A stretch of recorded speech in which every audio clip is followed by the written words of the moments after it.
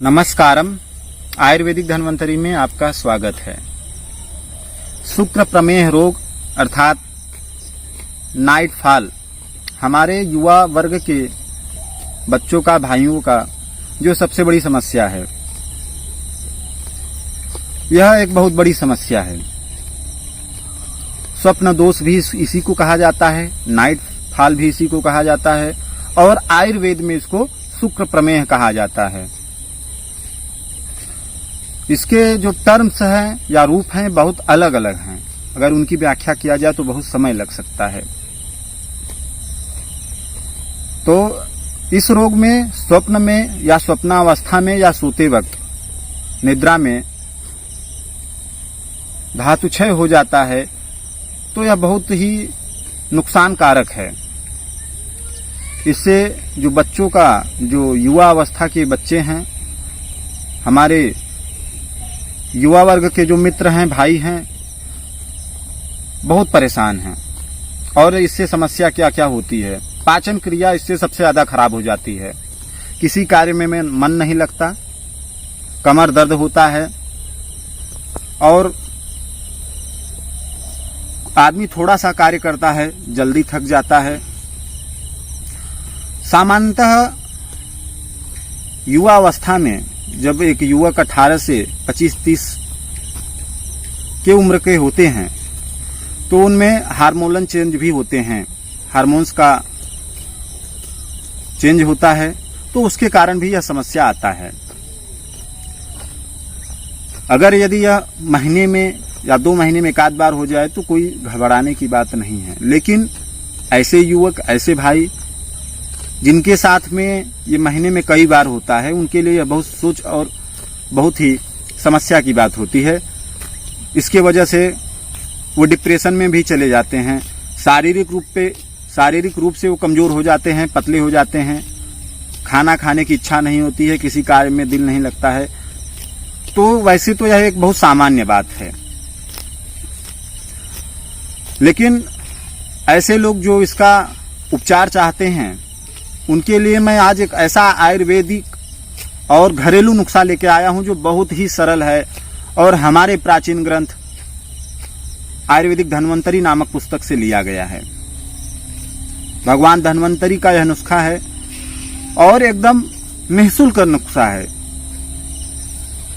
हर कोई व्यक्ति, हर कोई भाई इसको अपने घर पे बना सकते हैं इस नुस्खे को, और एकदम निःशुल्क सा।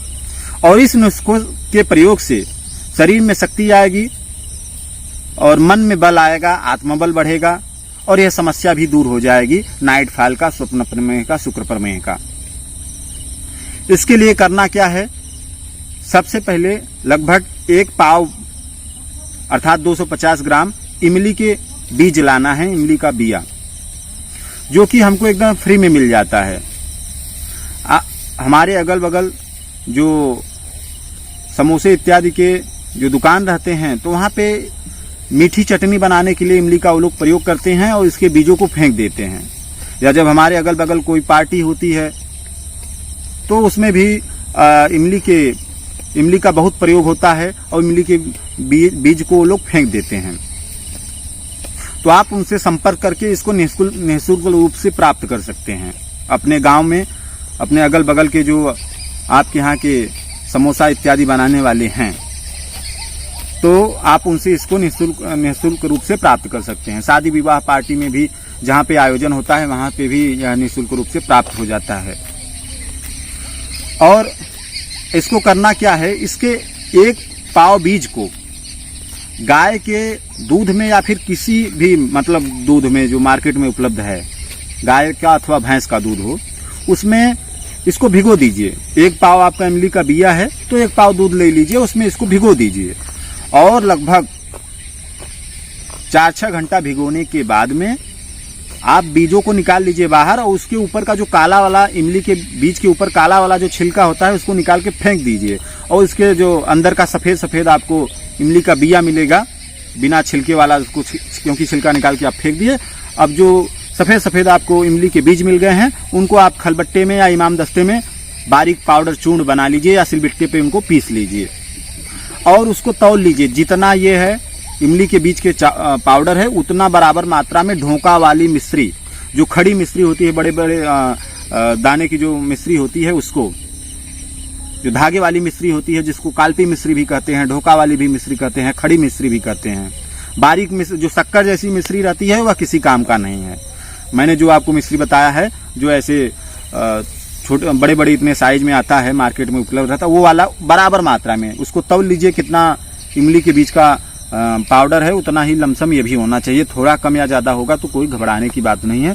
इसको पीस करके दोनों चीजों को, दोनों को पाउडर बना के आप किसी एयर टाइट कंटेनर में अर्थात डिब्बा बंद बर्तन में आप रख दीजिए और सुबह शाम आधा चम्मच ताजे पानी के साथ में या गाय के दूध के साथ में या किसी भी दूध के साथ में आप सेवन करिए। सिर्फ इतना करने से इसका प्रयोग आपको कम से कम 40 दिन करना है और इसका अधिकतम प्रयोग आप 3 महीने कर सकते हैं। इतना करने से 40 दिन के बाद में आपको रिजल्ट आपके सामने होगा। यह दवाई निःशुल्क है। लगभग इसमें जो थोड़ा बहुत पैसा लगेगा वही मिश्री का लगना है, 10-20 रुपए जो भी लगे। बहुत अच्छा फार्मूला है। इससे मैंने खुद, मेरे जो युवा वर्ग के साथी हैं, भाई हैं, उनको मैंने बताया है, उन्होंने बताया कि इसका रिस्पांस बहुत अच्छा है, इसका रिजल्ट बहुत अच्छा है। आप लोग भी प्रयोग करिए। और यदि किसी अन्य रोग के निदान के बारे में आपको जानकारी चाहिए तो आप जरूर कमेंट करिए, आपको उस रोग का निदान और औषधियों की जानकारी दी जाएगी। आपने अपना कीमती समय दिया, इसके लिए आपको बहुत बहुत धन्यवाद।